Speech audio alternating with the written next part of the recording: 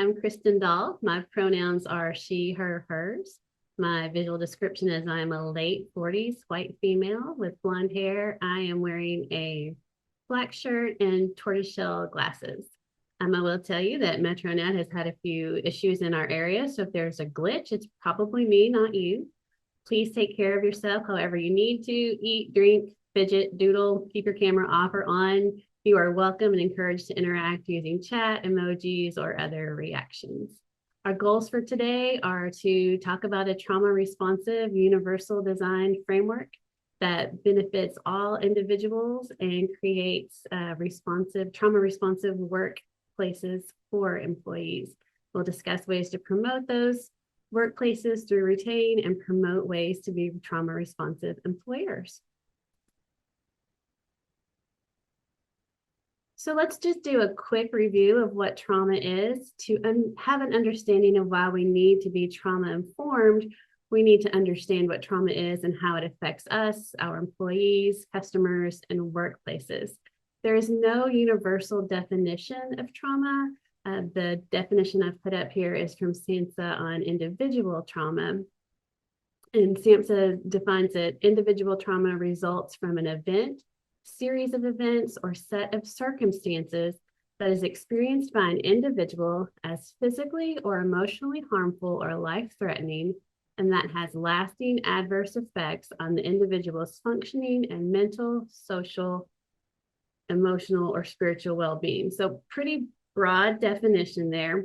So you have an event or events that are distressing and they make it difficult to cope. Traumatic events are sudden, unexpected, and they might be a threat to physical or mental well-being. They're overwhelming to the point where you might be able to become unable to manage your daily life.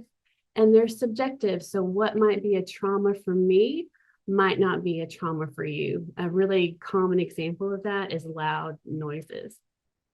Trauma can be acute, so it happens one time, like a car accident. It can be chronic, that happens over and over, for example, neglect. And trauma can also be complex. And so that's over time or multiple events. So maybe you are experiencing abuse and also witnessing abuse. And there are many types of trauma. The definition was for individual, but we have collective trauma. COVID is a good example of that, or natural disasters. Secondary traumatic stress, which might be when you hear about someone else's trauma. Violence, abuse, racial, intergenerational, climate trauma. So there's a prevalence of trauma, as you can see, so we can assume trauma. You can assume trauma in yourself and in others.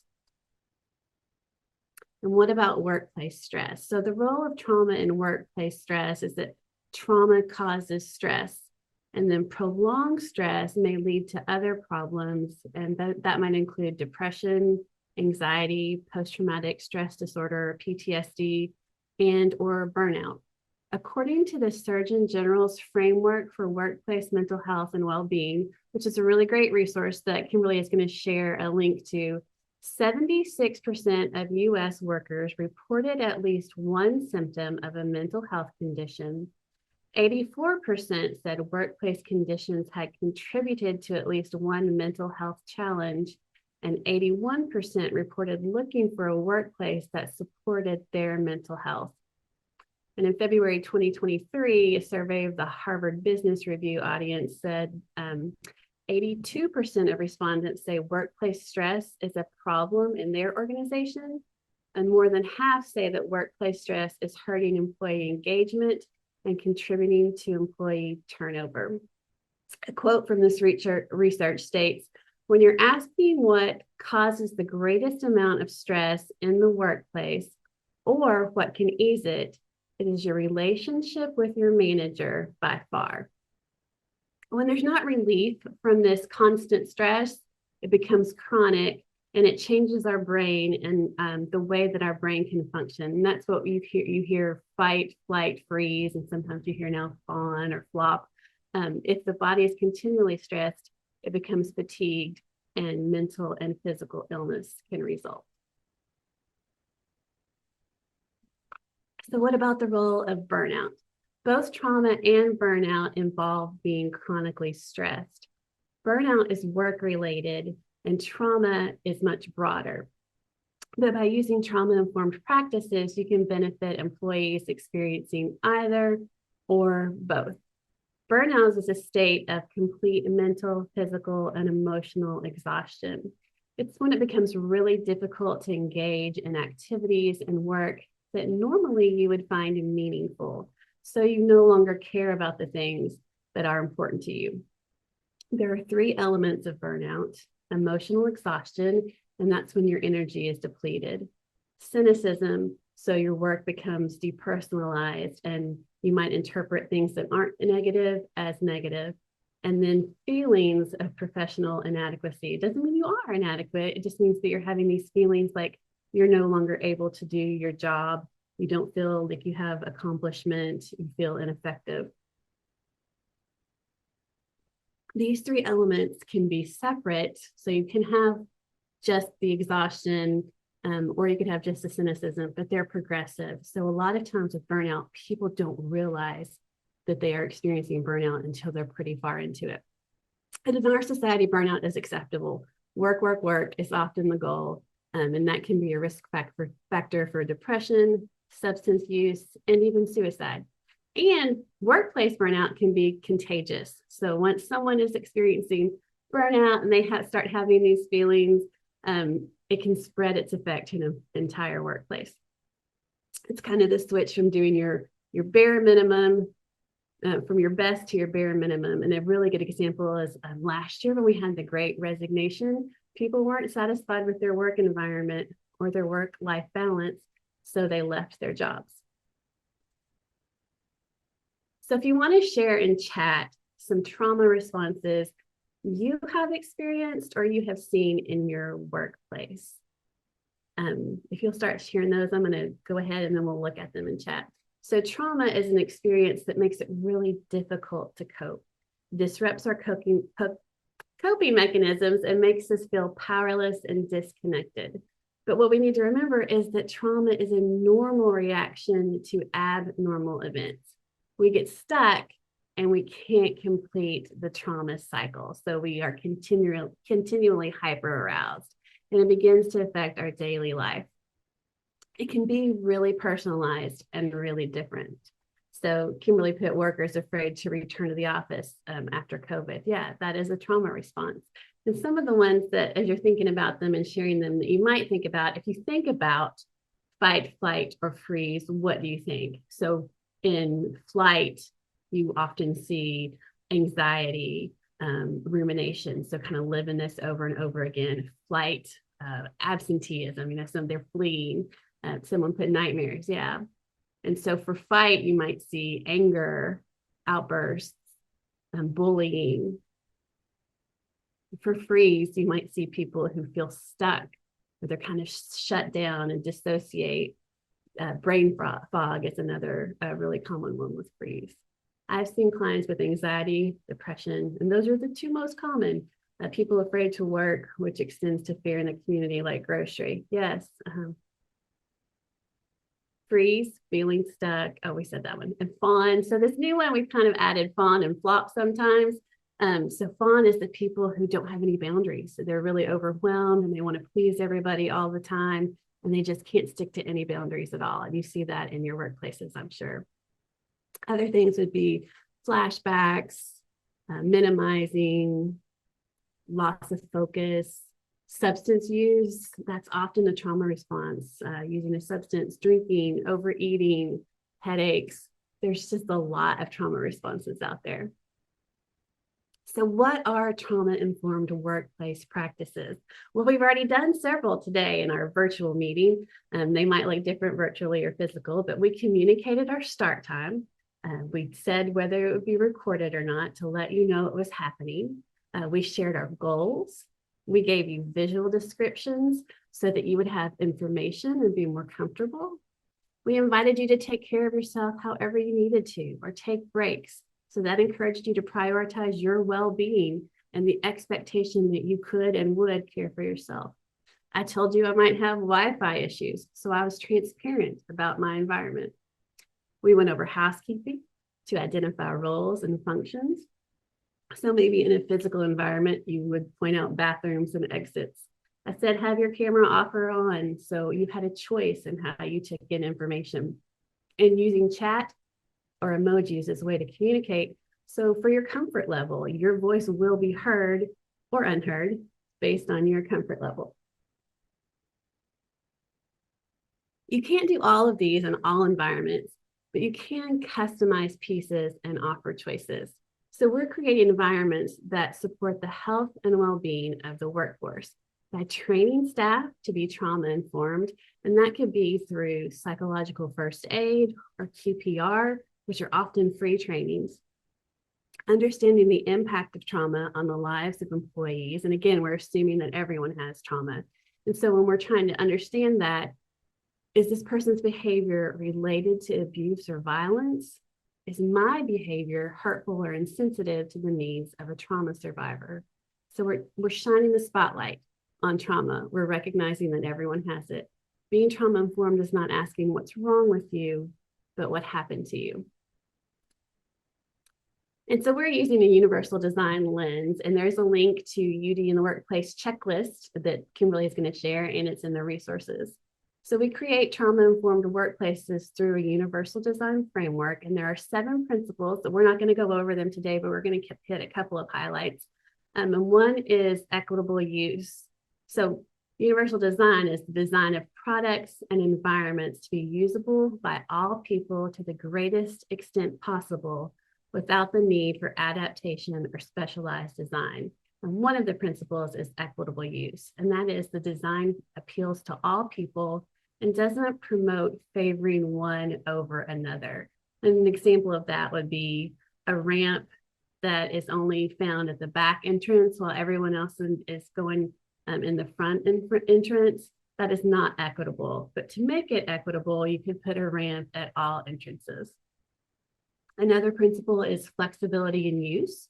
So options for methods of use. So in a workplace, considering how employees could be productive no matter when or where they are at work, if that is an option.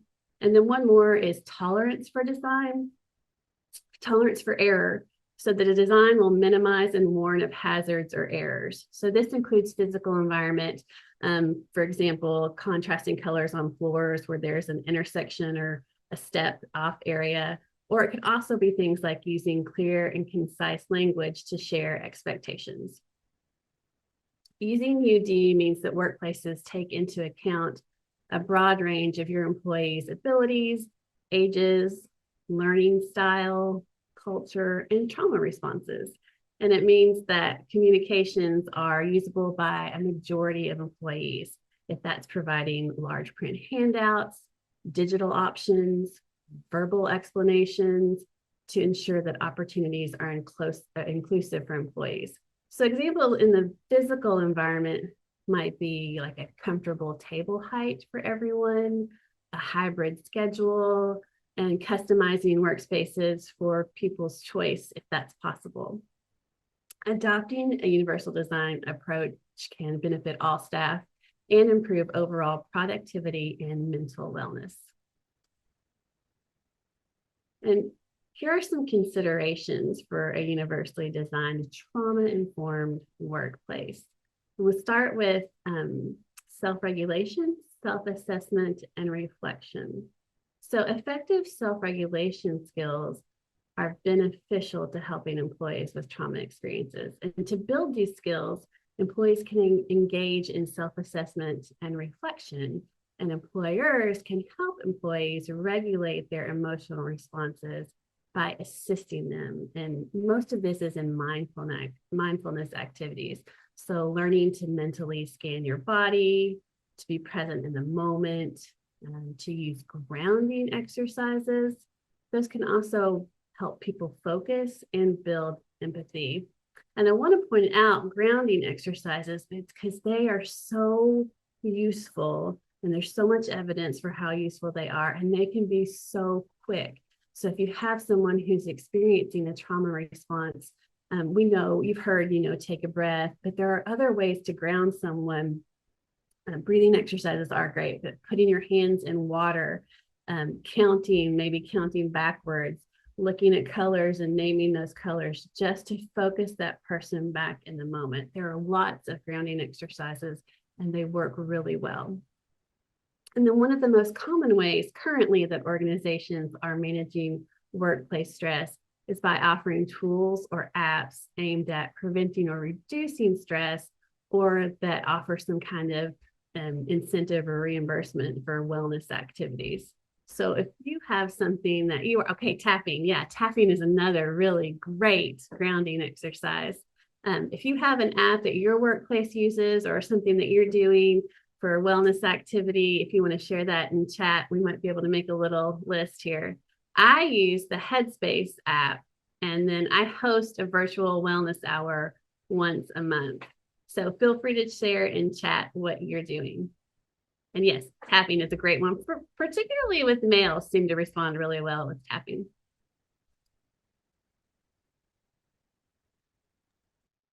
Thanks, Kristen. That's all really great information. And just looking at this next slide with minimizing distractions. In previous employer seminars, we've talked about the Biodex, a user manual for every teammate, and it's designed to empower teams to work efficiently and effectively together. And creating a user manual on how to work with you as a person would allow employers, supervisors, and coworkers to know what your preferences are, including potential distractions and triggers. And while Biodex is a great option, removing and minimizing those distractions is universal to all and is a great way for an employer to have trauma responsive workplaces. So I think you're going to expand upon that even more.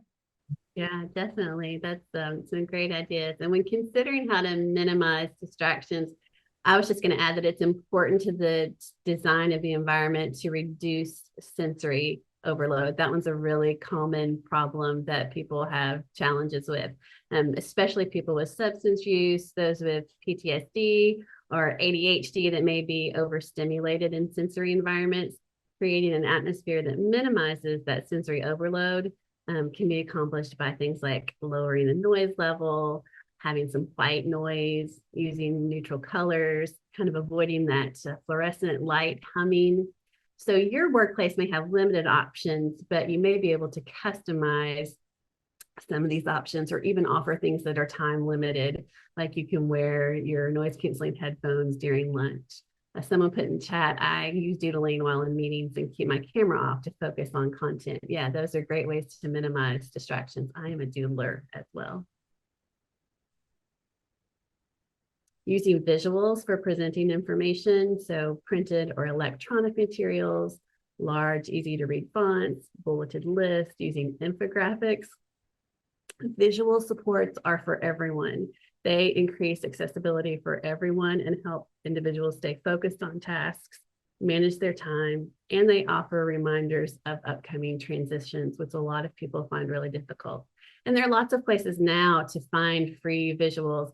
I really like Canva. There's a free version. It's got lots of options. You'll feel like a designer without really knowing anything except making a few choices about how you want things to look. And then last, I have executive function on here. So executive function skills are things like managing time, organization, and flexibility. And we use these skills to work and meet goals. We use them every day. Trauma, substance use, ADHD, and other executive functioning challenges, of which there are many, and most of us probably have at least one, lead to struggles with motivation, focus, and impulse control. So many employees will need support with high-level executive functions, such as setting goals and developing strategies to meet goals. This is another place where apps can come in really handy, and also supporting employees by helping to set those goals with the why, the how, the when, and the with who in their goals. Also visuals here and supervisor check-ins.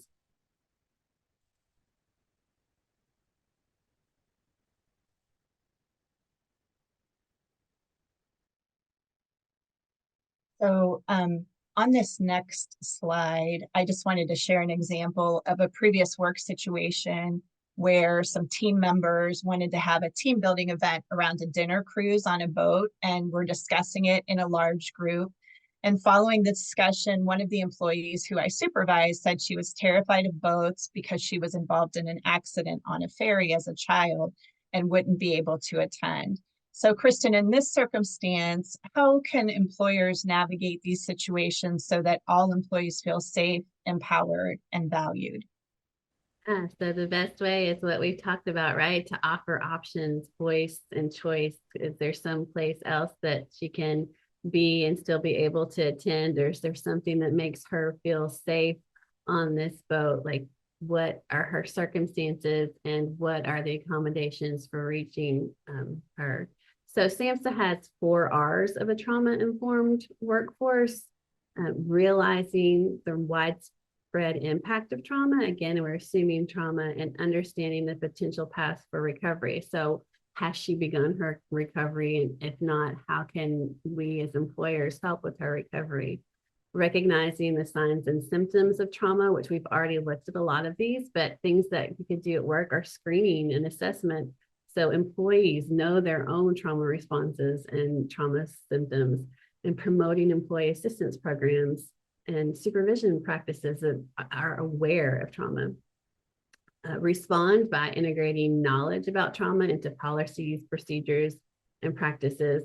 And that's understanding that trauma affects all people directly or indirectly. Everyone is involved. So what can you do in your policies and practices to change language and to change behavior, to take trauma into consideration? So offer trainings to your employees. And we mentioned a couple earlier. Promote a culture based on beliefs about recovery and healing. Have champions for trauma, people who have received services from that EAP or outside of the workforce. And those should be peer support and leadership led. So people know that you can heal and you can recover, and that every role in your organization that someone has experience with trauma. And also resist re-traumatization. Recognize how workplace practices may trigger trauma histories. So use employee development to demonstrate and teach employees to be more self-aware, to regulate their emotions, and to create a less stressful work environment.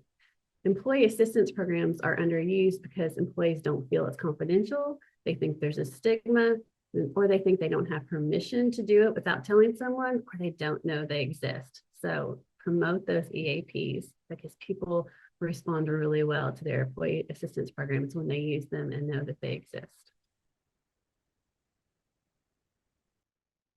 Those are great options and recommendations. Thank you very much for that.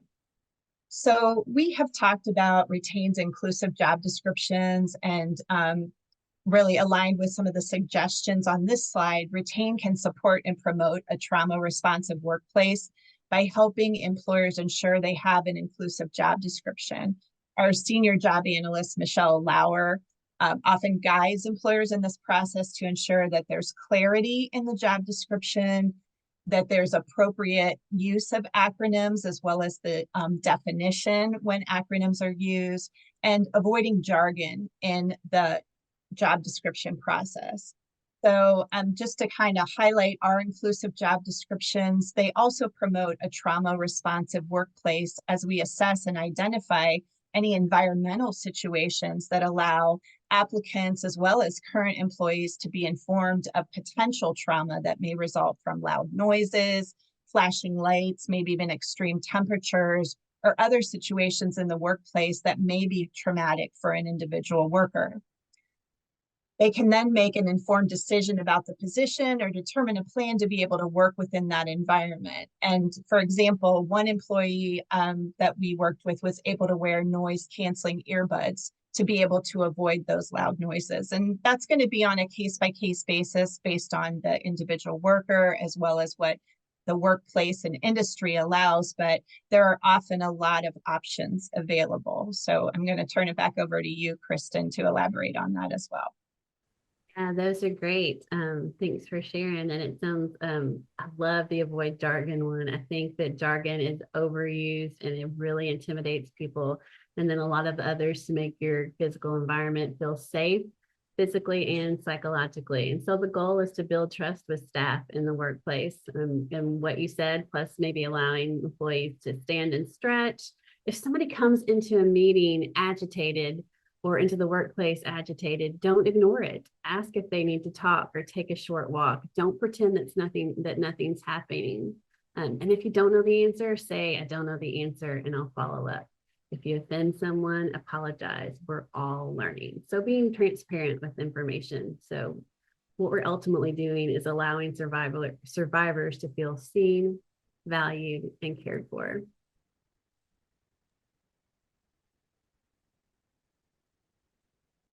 So I just wanted to share that I recently met with an employer who shared with me that in the construction industry, hazing for new employees was something that they continued to battle in their workplace, and provided ongoing training to supervisors and staff for a zero tolerance policy.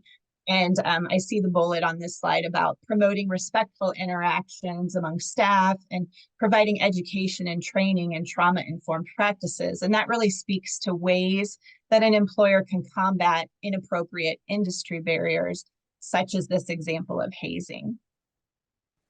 Yeah, thanks, Kimberly. We're almost out of time, so I'm not going to read over these, but yeah, dealing with things that happen from leadership and recognizing that everyone has to play a role in these practices. Are your employees comfortable in the space, and are they safe?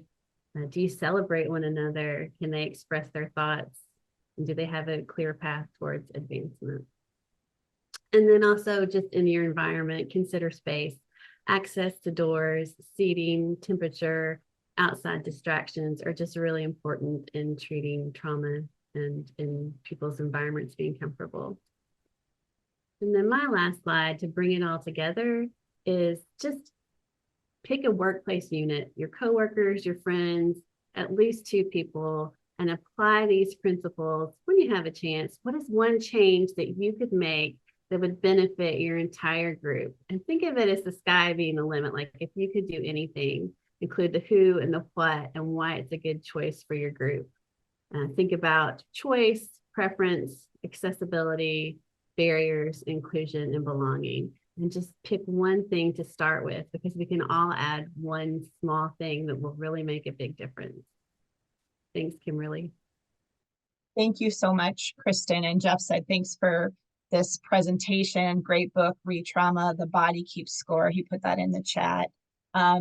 Just a reminder about Retain Kentucky eligibility criteria here. And I will send this slide deck out. And you'll also be receiving a survey about today's presentation. And we welcome your input if you could take a few minutes to complete it and let us know your thoughts and also potential future topics as well. Retain Kentucky can assist individuals who may be experiencing trauma in the workplace, as long as they're a Kentucky resident, either currently employed or have worked in the last 12 months and have not applied for or receiving SSI or SSDI with a non-work related injury or illness. And then all of the ways that you can contact us are on this next slide. And then we also have the resources as well. I also put those in the chat, but we will send this all out. We really appreciate everybody spending some time with us today. Hope you have a great rest of your day. Thank you so much.